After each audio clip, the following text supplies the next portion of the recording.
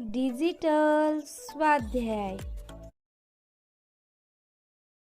स्वाध्याय इयत्ता 7वी, विषय विज्ञान, पाठ 8वा, स्थितिक विद्युत. प्रश्न पहिला, रिकाम्या जागी कंसातील योग्य पर्याय लिहा. कंसातील पर्याय: सदैव प्रतिकर्षण, सदैव आकर्षण, ऋण प्रभाराचे विस्थापन, धन प्रभाराचे विस्थापन, अणू, रेणू, स्टील, तांबे, प्लॅस्टिक, फुगवलेला फुगा, प्रभारित वस्तू, सोने. सजातीय विद्युत प्रभारामध्ये सदैव प्रतिकर्षण होते. एखाद्या वस्तूमध्ये विद्युत प्रभार निर्माण होण्यासाठी ऋण प्रभाराचे विस्थापन कारणीभूत असते. तडित रक्षक तांब्याच्या पट्टीपासून बनवला जातो. सहजपणे घर्षणाने प्लॅस्टिक विद्युत प्रभारित होत नाही.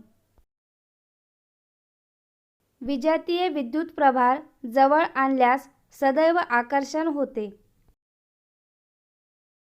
विद्युतदर्शीने प्रभारित वस्तू ओळखता येते. प्रश्न दुसरा, मुसळधार पाऊस, जोराने विजा चमकणे किंवा कडकडणे सुरू असताना छत्री घेऊन बाहेर जाणे योग्य का नाही, स्पष्ट करा. सामान्यतः छत्रीचा मधला दांडा धातूचा असतो व त्याचा वरचा भाग टोकदार असतो. तसेच छत्रीच्या काड्या धातूच्या असतात. मुसळधार पाऊस, जोराने विजा चमकणे किंवा कडकडणे सुरू असताना आपण छत्री घेऊन बाहेर पडल्यास छत्रीच्या वरच्या टोकाकडे वीज खेचली जाण्याची शक्यता असते. आपले शरीर विद्युतवाहक असल्याने या विजेचा जोरदार धक्का आपल्याला बसण्याची शक्यता असते. परिणामी आपला मृत्यू ओढवण्याचीही शक्यता असते. असे घडू नये म्हणून अशा वेळी छत्री घेऊन बाहेर जाऊ नये. प्रश्न तिसरा, तुमच्या शब्दात उत्तरे लिहा. विजेपासून स्वतःचा बचाव कसा कराल? विजेपासून स्वतःचा बचाव करण्यासाठी तडित रक्षक बसवलेल्या घराचा आश्रय घेईन. शक्यतो विजा चमकत असताना घराबाहेर पडणारच नाही, पाण्यात उतरणार नाही, उंच ठिकाणी जाणार नाही, झाडाखाली उभे राहणार नाही. प्रभार कसे निर्माण होतात? दोन विशिष्ट वस्तू एकमेकांवर घासल्या असता एका वस्तूवरील ऋणप्रभार दुसऱ्या वस्तूवर गेल्याने ती दुसरी वस्तू ऋणप्रभारित होते तर पहिली वस्तू धनप्रभारित होते.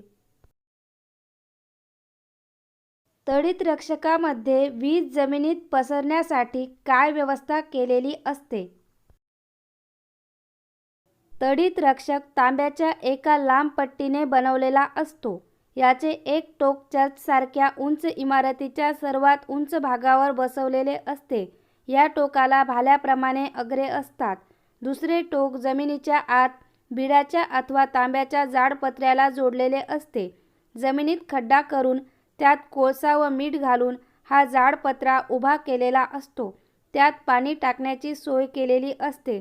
त्यामुळे वीज चटकन जमिनीत पसरली जाते व विजेच्या आघातामुळे होणारे नुकसान टळते. पावसाळी वातावरणात काम करताना शेतकरी उघड्यावर लोखंडी प्रहार का खोचून ठेवतात? पावसाळी वातावरणात काम करताना शेतकरी उघड्यावर लोखंडी प्रहार खोचून ठेवतात कारण अशी प्रहार तडित रक्षकाचे काम करते. यामुळे वीज चटकन जमिनीत पसरली जाते व विजेच्या आघातामुळे होणारे नुकसान टळते. पावसाळ्यात प्रत्येक वेळी विजा चमकलेल्या का दिसत नाहीत? जेव्हा ढगांवर फार मोठ्या प्रमाणावर विद्युत प्रभार निर्माण होतो तेव्हाच विजा चमकण्याची शक्यता असते. म्हणून पावसाळ्यात प्रत्येक वेळी विजा चमकलेल्या दिसत नाहीत. प्रश्न चौथा, स्थितिक विद्युत प्रभाराची वैशिष्ट्ये कोणती? स्थितिक विद्युत प्रभार वस्तूवर घर्षण झालेल्या ठिकाणीच असतात. दोन वस्तू परस्परांवर घासल्या असता त्या वस्तूंवर जे विद्युत प्रभार निर्माण होतात ते विजातीय व समान मूल्याचे आणि थोड्या कालावधीकरताच असतात. दोन वस्तूंवरील मिळून निव्वळ विद्युत प्रभार 0 असतो. प्रश्न 5वा. वीज पडून काय नुकसान होते ते न होण्यासाठी जनजागृती कशी कराल?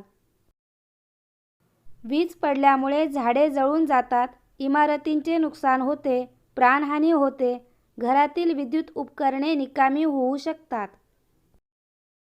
वीज चमकत असताना घराबाहेर पडू नये, पाण्यात उतरू नये, उंच ठिकाणी जाऊ नये, झाडाखाली थांबू नये, आपत्ती व्यवस्थापनाची माहिती घ्यावी, इमारतीवर तडित रक्षक बसवून घ्यावा.